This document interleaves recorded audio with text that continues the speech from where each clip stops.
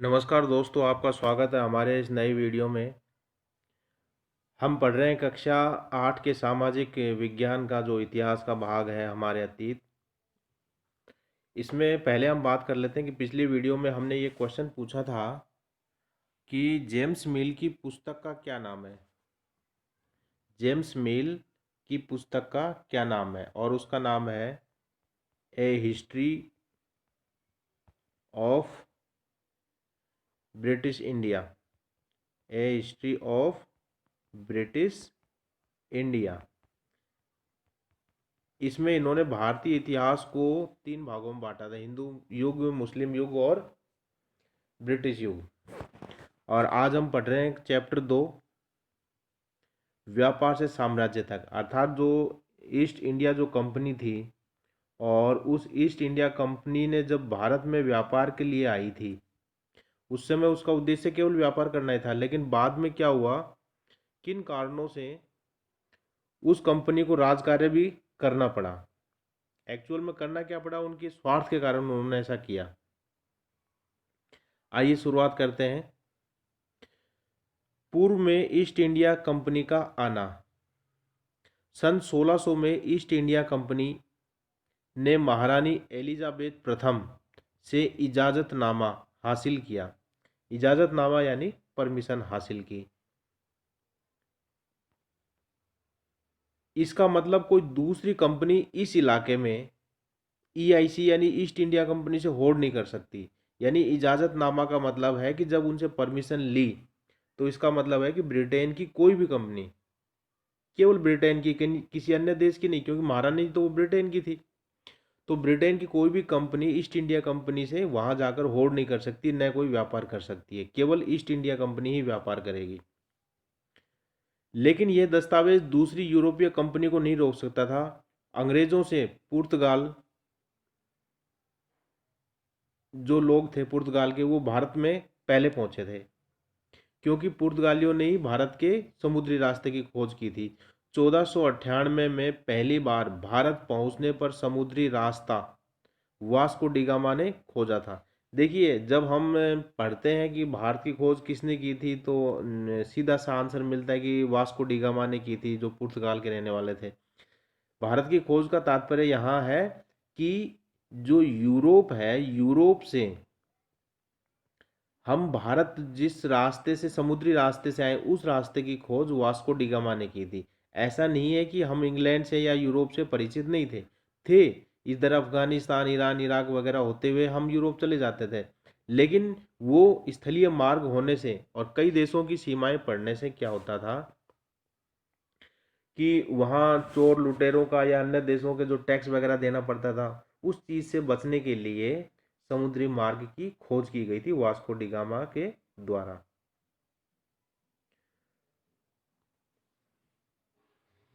अच्छा, आगे देखिए। डच व फ्रांसीसी भी यहाँ पहुँच गए थे। यूरोप में भारत के बारीक सूती कपड़े, रेशम, काले मिर्च, लौंग, इलायची और दालचीनी की अधिक मांग थी। यानी भारत के जो समुद्री रास्ते की खोज है, वो केवल व्यापार करने के लिए खोज की गई थी, ताकि आसानी से व्यापार हो सके। क्योंकि स्थल मार्ग से जाएंगे तो आपको बहुत सारा गाड़ी वगैरह भी करनी पड़ेगी, जो बैलगाड़ी या ऊँटों की या अन्य पशुओं के माध्यम से आप सामान ले जा रहे हैं। ठीक है, वहाँ उनकी भी देखभाल करना है। यहाँ जो समुद्री रास्ते से केवल आपको समुद्र के माध्यम से आना है, क्योंकि यूरोप में भारत का जो बारीक सूती कपड़ा था, उसकी बहुत ज़बरदस्त डिमांड थी। और जो ढाका, बंगाल के आसपास का जो क्षेत्र था, वहाँ रेशम का कपड़ा बनाया जाता, उसकी भी यूरोप में काफ़ी ज़बरदस्त मांग थी। इसके अलावा भारत के जो केरल है, कर्नाटक के जो क्षेत्र है, गोवा वाला जो क्षेत्र है, यहाँ काली मिर्च, लौंग, इलायची, दालचीनी या बहुत पैदा होती थी। और ये जो मसाले थे, इन मसालों की यूरोप में बहुत ज़बरदस्त मांग होने से उन व्यापारियों को भारत ने आकर्षित किया। ऐसा कहते हैं कि वास्को डिगामा जब भारत आया, तो अपने साथ उसके काफ़ी साथी लोग भी थे, और उसका बहुत बड़ा खर्च भी हो गया, क्योंकि एक नया रास्ता खोजना समुद्र में, तो उसका काफ़ी पैसा, धन दौलत भी खर्च हुई। और ऐसा कहते हैं कि वो यहाँ से जो काले मिर्च, लौंग, जो मसाले वगैरह जो लेके गया ना, उससे उसका जितना भी खर्चा हुआ, उससे 7-8 गुना उसने कमा लिया उस पैसे से। अब है ईस्ट इंडिया कंपनी बंगाल में व्यापार शुरू करती है। पहली ब्रिटिश फैक्ट्री 1651 में हुगली नदी के किनारे शुरू हुई। देखिए एक बार एग्जाम में, मुझे एग्जाम का याद नहीं है कौन से एग्जाम में क्वेश्चन पूछा गया था, वो क्वेश्चन ये था कि पहली ब्रिटिश या इंग्लिश फैक्ट्री कब स्थापित की गई थी, और उसका राइट आंसर है 1651 ईस्वी में, हुगली नदी के किनारे। व्यापारियों को फैक्टर कहते थे, यानी जो ईस्ट इंडिया कंपनी से जो व्यापार जो जो लोग करते थे उनको फैक्टर बोलते थे, और फैक्टर से ही शब्द फैक्ट्री बना है। और ये जो व्यापारी थे इसी फैक्ट्री में रहते थे। कंपनी ने सौदागरों व व्यापारियों को फैक्ट्री के पास ही बसने को प्रेरित किया। देखिए जो इंग्लैंड के जो व्यापारी थे वो तो व्यापार करते थे, इसके अलावा जो भारतीय व्यापारी लोग थे जो इंग्लैंड की इस कंपनी से व्यापार करते थे, यानी इनको सामान देते थे, ठीक है, तो इन लोगों को, भारतीय व्यापारियों को इन लोगों ने प्रेरित किया कि आप यहाँ फैक्ट्री जो है तो इसी के पास ही रहे, ताकि आपको इतनी दूर सामान लाने ले जाने की समस्याएं नहीं हो। क्यों? इन्होंने फैक्ट्री में वहाँ गोदाम भी बना रखा था। 1696 में कंपनी ने यहाँ किला बनाना शुरू किया। 2 साल बाद मुगल अफसरों से 3 गांवों की जमींदारी खरीदी। देखिए जब 1696 में उन्होंने क्या किया, वहां किला बनाना प्रारंभ कर दिया। किले का मतलब है अपने आप को सुरक्षित रखना, ठीक है, मजबूत तरीके से। तो अब किला बनाना प्रारंभ किया, और उनको जब और अधिक जमीन की आवश्यकता थी तो उन्होंने क्या किया, जो तत्कालीन समय में ये बोले तो 1696, यानी उस समय मुगल सम्राट थे औरंगजेब, क्योंकि औरंगजेब की मृत्यु जो हुई थी वो 1707 ईस्वी में हुई थी। तो इन्होंने क्या किया कि औरंगजेब के जो मुगल अफसर थे उन लोगों को रिश्वत दे करके यहाँ के जो 3 गांवों की जमींदारी खरीद ली, और उनमें से एक गांव था कालीकाता। जो कालीकाता है वर्तमान में ही कोलकाता है, पहले इसको कलकत्ता भी बोलते थे, अभी वर्तमान में इसका नाम कोलकाता हो गया है। तो ये कोलकाता पहले एक गांव था, ठीक है, और बाद में इतना विकसित हुआ कि एक भारत का ही नहीं बल्कि विश्व के बड़े महानगरों में से शामिल है। कंपनी ने औरंगजेब को निशुल्क व्यापार फरमान जारी करने को राजी कर लिया। देखिए यहीं से शोषण शुरू हुआ था भारत का। जब उसको व्यापार करने के लिए राजी कर लिया कि भाई हम यहाँ व्यापार करेंगे, उसके बदले में हम आपको कोई टैक्स नहीं देंगे, यानी निःशुल्क व्यापार। कंपनी के जो अफसर निजी व्यापार करते थे उन्होंने भी इसका फायदा उठाकर राजस्व नहीं दिया, ठीक है। क्यों? क्योंकि जो व्यापारी थे उन लोगों ने क्या किया, जो ब्रिटेन की जो कंपनी थी तो वो तो राजस्व नहीं देगी, उन्होंने तो ऐसा कर लिया था, निशुल्क का वो फरमान जारी करवा लिया था। लेकिन जो अन्य अंग्रेज व्यापारी थे वो लोग भी इसका फायदा उठाते थे कि नहीं, हमें भी उस इसी एग्रीमेंट के तहत हमें भी व्यापार का जो टैक्स है, वो जो राजस्व है वो नहीं चुकाना है। उससे मुगल सम्राट के अधीन जाने वाले टैक्स में काफ़ी कमी हो गई। और आपको ध्यान है कि जब 1707 में औरंगजेब की मृत्यु हुई उसके बाद भारत के जो छोटे और इसके अधीन मुगल शासन के अधीन जो सम्राट थे उन्होंने अपने आप को स्वतंत्र घोषित करना शुरू कर लिया, जिनमें से अवध है, हैदराबाद है ना, और इसके अलावा बंगाल के जो क्षेत्र हैं अपने आप को स्वतंत्र मानने लग गए थे। व्यापार से युद्धों तक, मुर्शीद कुली खां के बाद अलीवर्दी खां और इनके बाद सिराजुद्दौला बंगाल के नवाब बने। यानी बंगाल के जो नवाब थे मुर्शीद कुली खां, उसके बाद अलीवर्दी खां, और फिर उसके बाद सिराजुद्दौला। सिराजुद्दौला बहुत ही ये मान लीजिए बहुत ही प्रभावशाली नवाब रहे थे बंगाल के, और ये सभी शक्तिशाली थे। इन्होंने अंग्रेज़ों को रियायतें देने से मना कर दिया, यानी इन्होंने ये कहा कि आप यहाँ व्यापार कर रहे हैं, आपको निःशुल्क हम व्यापार का अधिकार क्यों दें, आप तो हमें राजस्व की हानि पहुंचा रहे हैं।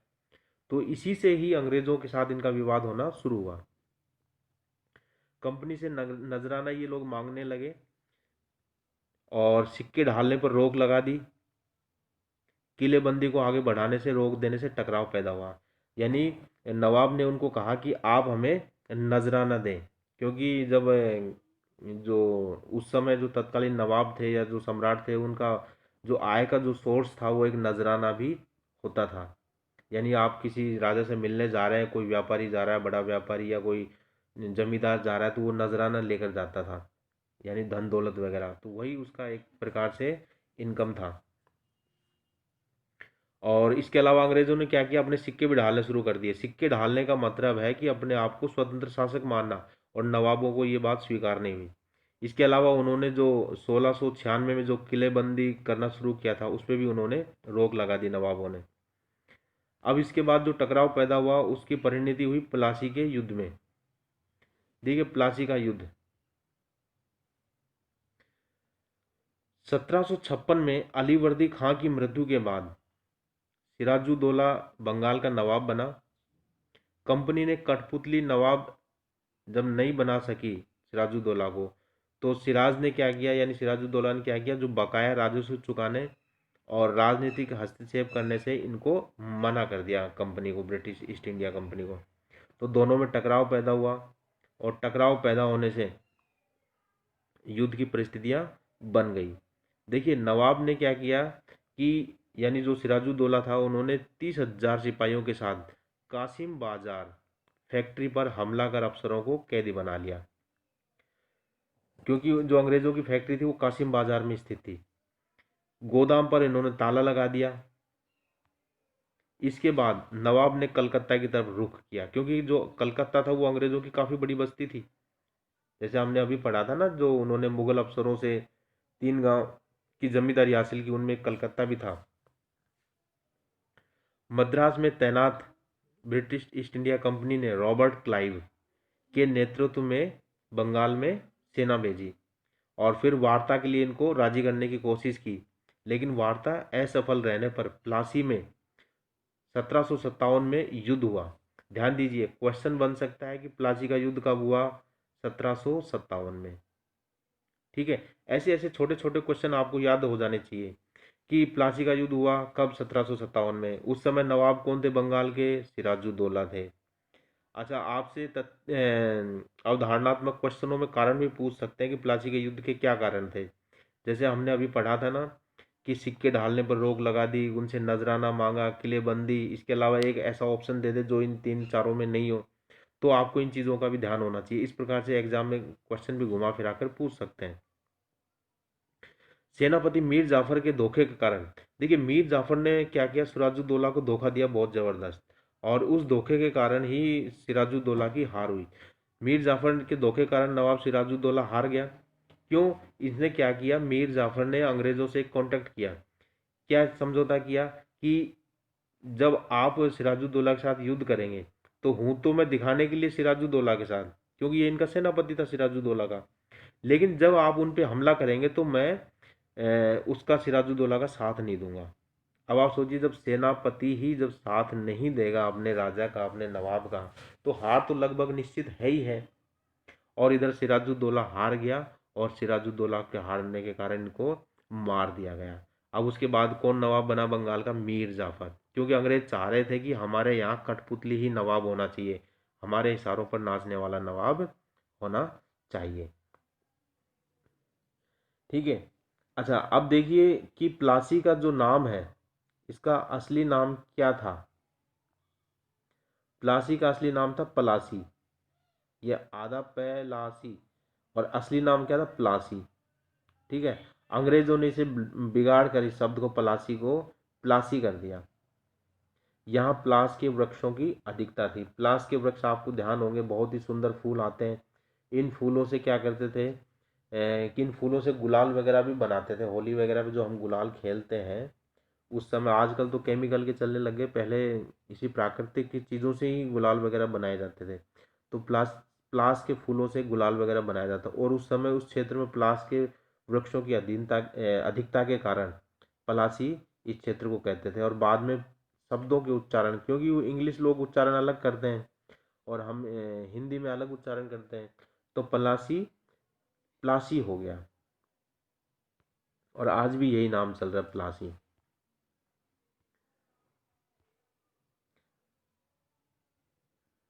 प्लासी की जंग में सिराजुद्दौला को मार डाला गया, और मीर जाफर नवाब बना।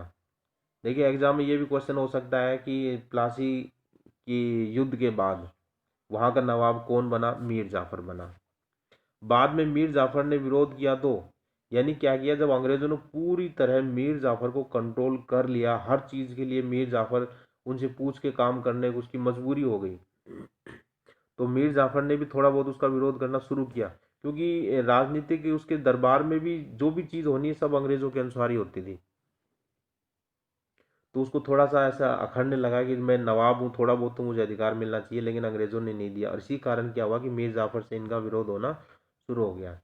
तो इन्होंने क्या किया, मीर जाफर को हटा करके मीर कासिम को वहाँ का नवाब बना दिया। यानी जो मीर जाफर ने जो समझौता अंग्रेजों के साथ किया था कि जैसा आप कहेंगे वैसा ही होगा, ऐसा ही मीर जाफर ने भी अंग्रेजों से किया कि आप जैसा चाहेंगे वैसा ही होगा।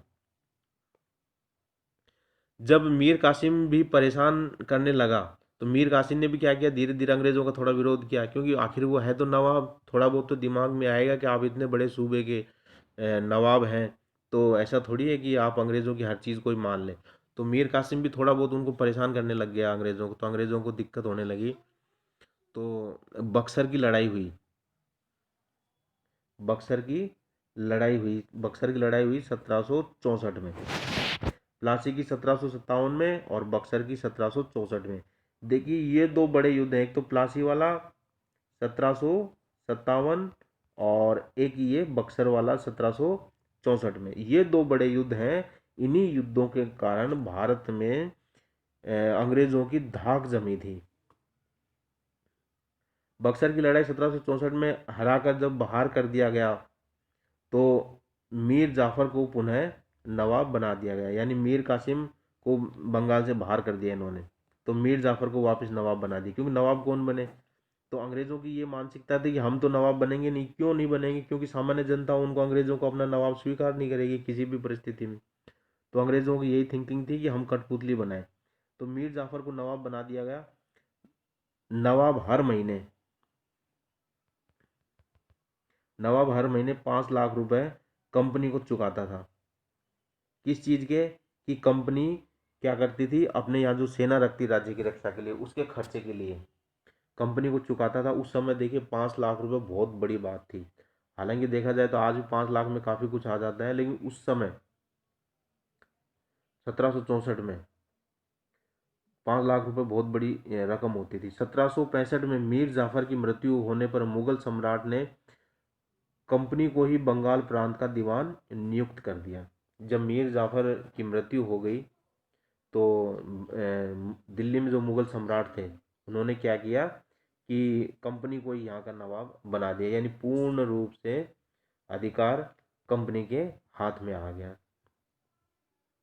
कंपनी के अफसर नवाब बन बैठे। देखिए एक तो नवाब होता है जो हम बात करते हैं नवाब, और ये है नैबोब, ठीक है। तो हम सामान्य इस शब्द को प्रयोग में लेते हैं, और नबोब क्या करते थे, अंग्रेज काम में लेते थे, वही उच्चारण वाली समस्या नबोब। प्लासी के युद्ध के बाद बंगाल के नवाबों को अफसरों को धन दौलत जमीन आदि देने के लिए बाध्य कर दिया गया। रॉबर्ट क्लाइव ने बेहिसाब धन दौलत एकत्रित की।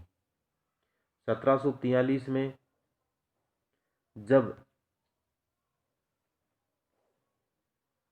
जब वह इंग्लैंड से मद्रास आया तो 18 वर्ष का था। 1767 में वह 2 बार गवर्नर, यानी 1767 2 बार तक गवर्नर बनने के बाद भारत से जब रवाना हुआ तो उसकी दौलत 4,01,102 पौंड के बराबर थी। पौंड क्या है, इंग्लैंड की मुद्रा है ये। जैसे अमेरिका में डॉलर चलता है ना, ऐसे ही इंग्लैंड में पौंड चलता है। 1772 में उस पर लगे भ्रष्टाचार के आरोप पर संसद में सफाई देनी पड़ी। आरोप से तो वह बरी हो गया, लेकिन 1774 में उसने आत्महत्या कर ली, यानी रॉबर्ट क्लाइव ने आत्महत्या कर ली। देखिए जो बड़े लोग जो बड़े अफसर हैं, बड़े शासक हैं, इनकी जो मृत्यु होती है कई तो इतनी रहस्यात्मक होती है कि उनके मुद्दे सुलझ ही नहीं पाते, है ना। या फिर स्वाभाविक भी हो तो कहीं ना कहीं एक ऐसा पेच फंस जाता है कि यार ऐसा हुआ होगा ऐसा हुआ होगा। जैसे भारत में भी आपको पता है कि नेताजी सुभाष चंद्र की बोस पे भी थोड़ा सा उनकी मृत्यु पर भी विवाद हुआ। लाल बहादुर शास्त्री जी की भी मृत्यु पर कुछ लोग संशय पैदा करते हैं, सवाल उठाते हैं। तो ऐसे बहुत सारे लोग हैं। तो रॉबर्ट क्लाइव ने भी आत्महत्या कर ली। जैसे हिटलर है, हिटलर ने भी अरेस्ट होने के बाद जेल में आत्महत्या कर ली थी। कि इतने बड़े लोग आत्महत्या किन कारणों से करते हैं, तत्कालीन परिस्थिति, उनकी मानसिक स्थिति क्या होती है, किसी को नहीं पता चलता। तो रॉबर्ट क्लाइव ने भी जब 1774 में जब आत्महत्या कर ली थी, तो अंग्रेज जीते जी जो धन दौलत जो लेकर वापस लौट गए। देखिए इसमें एक चीज़ है कि जो धन दौलत है ना, इसमें इंसान में इतना अंधा हो जाता है कि वो हर साम दाम दंड भेद हर तरीका जो होता है उन सब को तरीकों को अपनाकर सिर्फ दौलत दौलत दौलत इकट्ठा करता है। और एक समय बाद यदि उससे दौलत कमाने से यदि वो तौबा नहीं करता है तो अंत उसका बहुत बुरा होता है। तो इसमें यही बताया गया है कि कुछ लोग ने क्या क्या किया कि जो धन दौलत थी वो कमा करके कुछ लोग वापस इंग्लैंड लौट गए और अपना आलीशान जीवन जिया। ठीक है। और कुछ लोगों ने क्या किया, उसके बावजूद भी धन दौलत कमाते रहे। तो यहाँ बहुत सारे अंग्रेज जो अधिकारी बन के आए थे, बहुत से अंग्रेजों की भी यहाँ मृत्यु हुई है और यहीं कमाया और यहीं उनकी धन दौलत रह गई। तो वो जो धन दौलत जो लेकर जाते थे वो लोग, तो इतना बेहिसाब धन दौलत रहती थी, वहां जाकर उन्होंने आलीशान जीवन जिया। जैसे तो इसलिए वहां के लोग उन्हें नबौब कहते हैं, नबौब, नबौब। जैसे हम सामान्य बोलचाल की भाषा में बोलते हैं कि बड़े नवाब बन रहे हो आप तो, यानी कोई आराम आराम तलक व्यक्ति होता है, आराम से जीवन जीता है, तो उसको नवाब बोलते हैं। तो वो उच्चारण की दृष्टि से नबौब कहते हैं।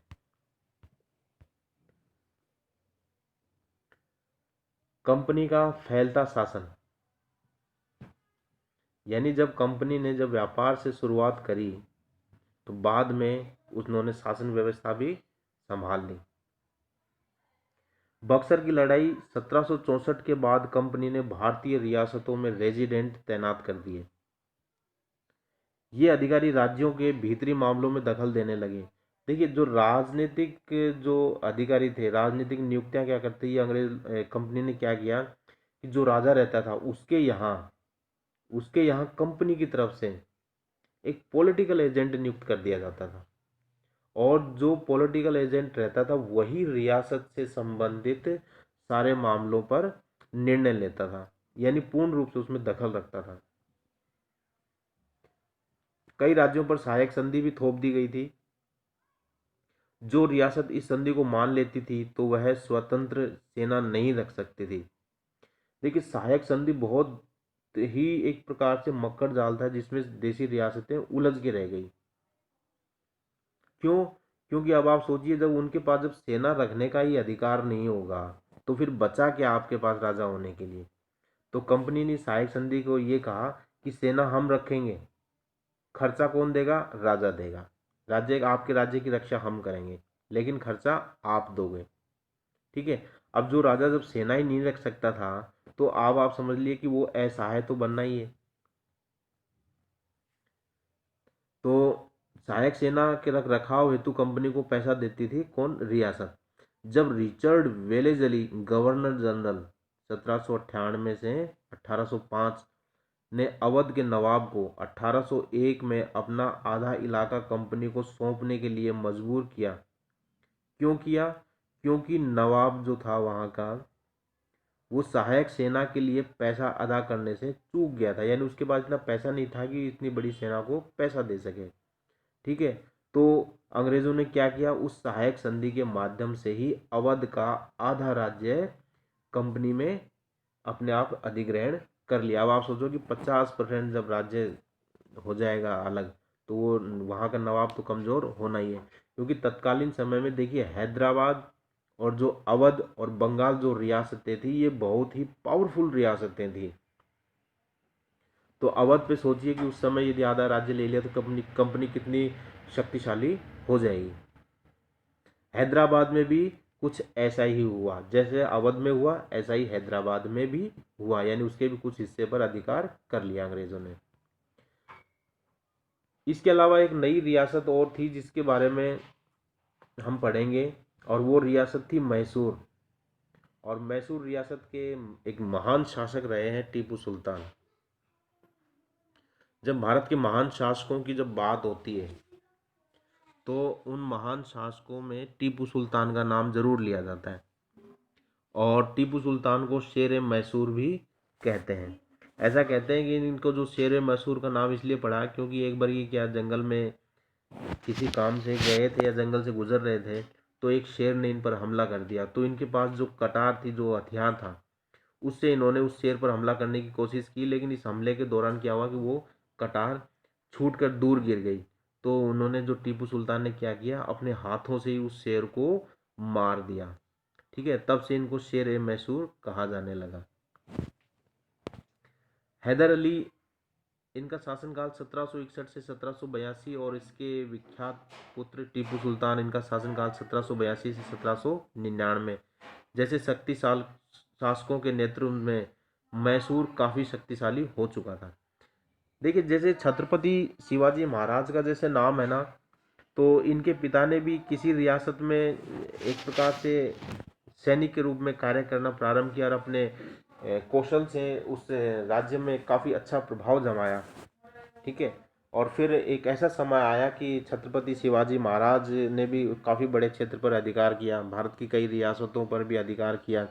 तो ऐसा ही कुछ हैदर अली के साथ भी था। इन्होंने काफ़ी अच्छे सैनिक के रूप में सेवाएं दी और कुछ क्षेत्र पर अधिकार भी किया।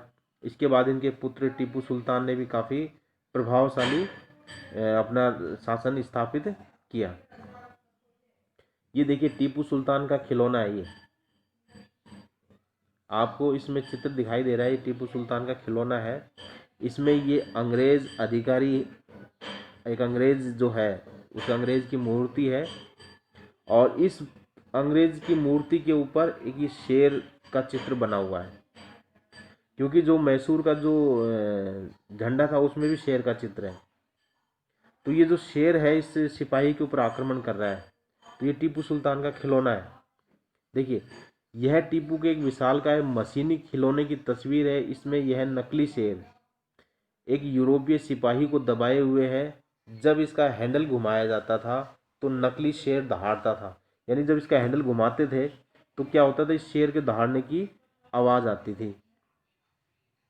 अब यह खिलौना लंदन स्थित विक्टोरिया एंड एल्बर्ट म्यूजियम में रखा गया है। 4 मई 1799 को अपनी राजधानी श्रीरंगपट्टम की रक्षा करते हुए टीपू सुल्तान की मृत्यु हो गई, तो अंग्रेज इस खिलौने को भी अपने साथ ले गए थे। ये एक प्रकार से वो दिखाना चाहते थे कि भाई हम शेर हैं टीपू सुल्तान और ये अंग्रेज है। जैसे ही इसका हैंडल घुमाया जाता तो शेर के दहाड़ने की आवाज़ आती और इस सिपाही के चीखने की आवाज़ आती थी।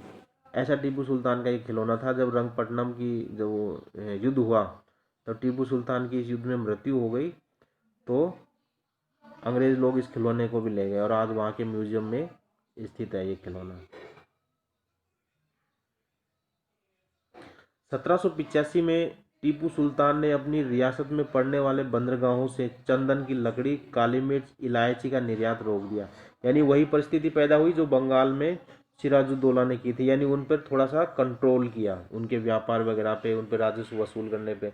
तो ऐसा ही टीपू सुल्तान ने किया कि उनकी रियासत में जो भी बंदरगाह पड़ते थे, उन बंदरगाहों से जो पानी के जहाज़ के माध्यम से चंदन की लकड़ी, काली मिर्च, इलायची या अन्य कोई मसाले ले जाते थे, उन पर रोक लगा दी। टीपू सुल्तान ने फ्रांसीसी व्यापारियों से घनिष्ठ संबंध स्थापित किए। देखिए, टीपू सुल्तान ने फ्रांस में भी अपने अधिकारियों को भेजा इस चीज़ के लिए, क्योंकि भारत में फ्रांसीसी और अंग्रेज दोनों का भी विवाद चल रहा था। क्योंकि फ्रांसीसी चाहते थे कि भारत में हम व्यापार करें और इंग्लैंड वाले चाहते थे कि हम व्यापार करें। तो इसलिए वो दोनों एक दूसरे के दुश्मन भी थे। और वो कहते हैं ना कि दुश्मन का दुश्मन दोस्त होता है। तो इसीलिए टीपू सुल्तान के दोस्त थे फ्रांसीसी। अंग्रेज इससे नाराज हुए। मैसूर के साथ अंग्रेज़ों की 4 बार जंग हुई थी। मैसूर रियासत के साथ अंग्रेज़ों की 4 बार जंग हुई। एक तो हुई थी 1767 से 1769 तक। इसमें क्या हुआ कि बराबर का मामला रहा था, न हार हुई न जीत हुई। फिर 1780 से 84 तक दूसरा अंग्रेज मैसूर युद्ध हुआ और फिर 1790 से 1792 तक तीसरा और फिर 1799 में तीसरा युद्ध हुआ जिसमें टीपू सुल्तान की मृत्यु हुई थी। 1792 में जो तीसरा मैसूर अंग्रेज युद्ध था, 1792 में मराठों हैदराबाद के निज़ाम व कंपनी फौजों से टीपू सुल्तान को संधि करनी पड़ी। यानी मराठे हैदराबाद के नवाब, जो निज़ाम होते थे, जिनको नवाब को निज़ाम बोलते थे हैदराबाद में, तो हैदराबाद के निज़ाम और इसके अलावा अंग्रेज़ यानी ब्रिटिश ईस्ट इंडिया कंपनी, ये तीनों का एक समूह बना करके मैसूर के साथ इनका युद्ध हुआ। तो इसमें क्या हुआ कि टीपू सुल्तान को संधि करनी पड़ी इस युद्ध में, और इस संधि के तहत अपने 2 पुत्रों को भी बंधक के रूप में इनके अधीन रखना पड़ा। श्रीरंगपट्टम की जंग में टीपू सुल्तान मारा गया, यानी जो 1799 का जो श्रीरंगपट्टम का जो युद्ध हुआ था। मैसूर का राजकाज पुराने वाडियार राजवंश के हाथों में सौंप कर सहायक संधि थोप दी गई। यानी इसमें भी वही सहायक संधि हुई। सहायक संधि क्या थी, एक प्रकार से जैसे लकड़ी में दीमक खा जाती है ना, यदि मान लीजिए किसी लकड़ी को दीमक लग गई, तो ये मान के चलिए कि आपने इलाज नहीं किया तो निश्चित रूप से वो लकड़ी मिट्टी बन जाएगी। तो वही सहायक संधि भी ऐसी होती थी, पूरे राज को ही समाप्त कर देती थी राजाओं के। तो टीपू सुल्तान से पहले जो मैसूर में वोडियार वंश का शासन था, और फिर जब इनकी मृत्यु हुई टीपू सुल्तान की, तो वोडियार राजवंश के ही जो लोग थे उनको वापस राजकाज सौंप दिया।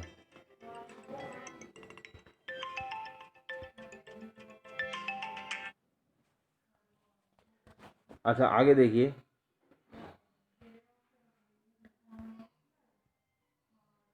मराठों से लड़ाई। 1761 में पानीपत की लड़ाई में मराठों की हार हुई। 1761 में पानीपत की लड़ाई में मराठों की हार हुई। देखिए, जब 1757 में प्लासी का युद्ध हुआ और 1764 में बक्सर का युद्ध हुआ, इस दौरान बीच में एक पानीपत का युद्ध हुआ था। इसमें मराठों की हार हुई थी और मराठों को इतनी जन और धन की क्षति हुई थी जिसको रिकवर करना बहुत मुश्किल हो गया था। सिंधिया, होलकर, गायकवाड़, भोसले जैसे राजवंशों के प्रमुख क्या थे, पेशवा थे। यानी जो मराठों के जो प्रमुख थे वो पेशवा थे। ठीक है, और ये जो राजवंश थे, गायकवाड़, होलकर, भोसले जैसे, इनके हेड पेशवा हो गए। महाजी सिंधिया, नाना फडणवीस 18वीं सदी के महान सेना नायक थे। देखिए, इन्होंने मराठा जो शासन था उसको काफ़ी ऊंचाइयों तक पहुंचाया था इन लोगों ने। मराठों के अंग्रेजों से 3 युद्ध हुए। 1782 में सालबाई की संधि से पहला युद्ध समाप्त हुआ, बेनतीजा रहा। ठीक है, एग्जाम में क्वेश्चन पूछ सकते हैं कि सालबाई की संधि कब हुई थी। सालबाई की संधि हुई थी 1782 में। ठीक है, किसके बीच में हुई थी, मराठों और अंग्रेजों के बीच में सालबाई की संधि 1782 में। दूसरा युद्ध हुआ था 1803 से 1805 में। उड़ीसा, आगरा, दिल्ली सहित कई भूभागों पर अंग्रेजों का नियंत्रण स्थापित हो गया था, यानी ये मराठों के अधीन आ गए थे ये क्षेत्र। तीसरा युद्ध 1817 से 1819 तक हुआ, जिसमें अंग्रेजों की जीत हुई। पेशवा को पुणे से हटाकर कानपुर के पास बिठूर में पेंशन पर भेज दिया गया, क्योंकि पेशवा क्या था, ये जितने भी मराठों के राजवंश थे इनका हेड पेशवा ही था। तो पेशवा कहाँ रहता था, पेशवा रहता था पुणे में।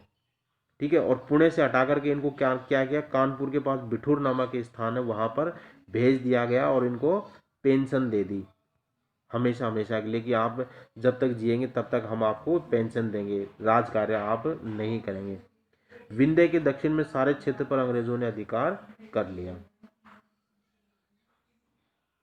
इस प्रकार से मराठे भी एक प्रकार से अंग्रेजों से हार गए थे। अब है नए शासन की स्थापना। वारेन हेस्टिंग्स ने कंपनी की ताकत बढ़ाई। बंगाल के साथ बंबई के मद्रास प्रेसिडेंसी में शासन स्थापित किया। इन पर गवर्नर होता था, गवर्नर से ऊपर गवर्नर जनरल होता था। ठीक है, यानी जो प्रेसिडेंसी रहती थी, मद्रास है, बंबई है, कोलकाता है ना, इन पे तो गवर्नर रहता था और इन गवर्नर के ऊपर गवर्नर जनरल, यानी भारत में एक रहता था, ये प्रमुख रहता था। 1772 में जिले में 2 अदालतें स्थापित की गई, एक तो फौजदारी अदालत और दूसरी है दीवानी अदालत। देखिए, फौजदारी अदालत में क्या था, काजी व मुफ्ती के अधीन रहती थी। ये कानून विज्ञ थे, ये स्थानीय कानून विज्ञ थे, काजी और मुफ्ती। और जो दीवानी अदालतें थी वो जिला कलेक्टर के अधीन रहती थी, जो यूरोपीय जिला कलेक्टर रहते थे। फौजदारी अदालतें भी कलेक्टर की निगरानी में होती थी। कहने के लिए काजी और मुफ्ती के अधीन रहती थी, लेकिन ये जो काजी और मुफ्ती भी किसके अधीन रहते थे? कलेक्टर के। यानी कलेक्टर क्या करता था, इन पर निगरानी रखता था कि ये कहीं कानूनों की गलत व्याख्या तो नहीं कर रहे, या कोई कंपनी के खिलाफ तो निर्णय नहीं ले रहे। इन चीज़ों का भी कलेक्टर ध्यान रखता था। देखिए, आज भी जिले का जो प्रमुख होता है प्रशासनिक अधिकारी, वो कलेक्टर होता है। ये देन है अंग्रेजों की, ये तत्कालीन व्यवस्था चलती आ रही है। उस समय बहुत ही पावरफुल था कलेक्टर। आज थोड़ी सी शक्तियाँ छीन ली, क्योंकि देखिए इसमें क्या बताया गया है कि जो दीवानी अदालतें थी वो यूरोपीय जिला कलेक्टर के अधीन रहती थी। अर्थात जब अदालत ही कलेक्टर के अधीन हो गई, इसका मतलब कलेक्टर भी न्याय से संबंधित भी काम करता था। अब है वारेन हेस्टिंग्स पर 1785 में महाभियोग लगा। एक बार सेकंड ग्रेड एसएसटी के एग्जाम में ये क्वेश्चन आया हुआ है कि किस गवर्नर जनरल पर यहाँ भारत से रिटायर होने के बाद इंग्लैंड में महाभियोग चला, और उसका आंसर है वारेन हेस्टिंग्स। ठीक है, वारेन हेस्टिंग्स पर महाभियोग लगा था। ध्यान दीजिएगा, किस गवर्नर जनरल पर महाभियोग लगा? वारेन हेस्टिंग्स पर। 1775 में समरूपता लाने हेतु 11 पंडितों की कानून निर्माण का काम सौंपा गया था, और 1773 में रेगुलेटिंग एक्ट में सर्वोच्च न्यायालय की स्थापना की गई थी। भारत में प्रथम बार कब सर्वोच्च न्यायालय की स्थापना की गई थी? 1773 के रेगुलेटिंग एक्ट के तहत। अब है कंपनी की फौज। कंपनी की फौज देखिए,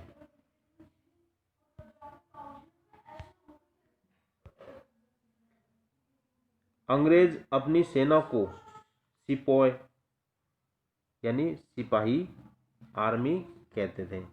सिपोय आर्मी, वही उच्चारण वाली समस्या, सिपाही को सिपोय। ठीक है, तो सिपोय आर्मी कहते थे। सेना में सवार व पैदल सैनिक होते थे। सिपाही मस्कट, मस्कट क्या होता था? सॉरी, एक्चुअल में मस्कट नहीं है, मस्केट है। ये शब्द है मस्केट। तोड़ेदार पैदल सिपाही की भारी बंदूक को बोलते थे मस्केट। मैचलॉक, शुरुआती बंदूक, बारूद को माचिस की चिंगारी से जलाया जाता था,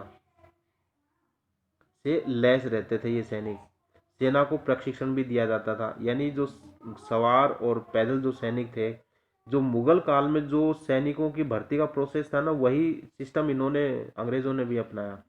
लेकिन अंग्रेजों के जो सैनिक जो थे वो काफ़ी दूसरी अन्य रियासतों में भी जाते थे। तो उस समय अंग्रेजों ने क्या किया, उनको जो सवार जो सेना थी, उन्होंने क्या किया, सवार सेना में कटौती की और पैदल सैनिक ज़्यादा बढ़ाए। 1857 तक भारतीय उपमहाद्वीप के 63% भूभाग और 78% आबादी पर कंपनी का सीधा शासन स्थापित हो चुका था। यानी 63% भूभाग और 78% आबादी पर पूर्ण रूप से ब्रिटिश ईस्ट इंडिया कंपनी का शासन हो गया था 1857 तक। और फिर उसके बाद आई 1857 की क्रांति। इससे काफ़ी कुछ परिवर्तन हुआ था। अब है नए शासन की स्थापना। वॉरेन हेस्टिंग्स ने कंपनी की ताकत बढ़ाई और बंगाल के साथ बम्बई व मद्रास प्रेसिडेंसी में शासन स्थापित किया। यानी सबसे पहले बंगाल में शासन स्थापित हुआ, फिर उसके बाद बम्बई और मद्रास में भी इन्होंने शासन स्थापित किया। मद्रास को वर्तमान में चेन्नई कहते हैं। राज्यों के जगहों के नाम बदलने की कुछ परंपराएं चलती आ रही हैं काफ़ी लंबे समय से, उसी के तहत मद्रास को चेन्नई कहा जाता है अब वर्तमान में। इन पर गवर्नर होता था, अर्थात इन प्रेसिडेंसी में गवर्नर होता था, गवर्नर के ऊपर गवर्नर जनरल।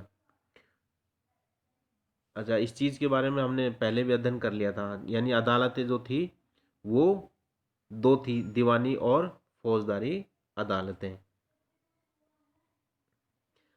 देखिए, एक ये जो नक्शा आपको दिखाई दे रहा है, ये जो नक्शा है, इस नक्शे में ये जो प्रथम नक्शा है, ये भारत का नक्शा है। इसमें आपको ये जो पीले रंग का जो स्थान बताया गया है ना भारत का, बनारस और कलकत्ता आपको लिखे हुए दिखाई दे रहे हैं। इसके अलावा ये हैदराबाद का और कुछ दक्षिण भारत के कुछ क्षेत्र, मद्रास वगैरह का। तो यहाँ क्या था कि अंग्रेज़ों का शासन स्थापित था।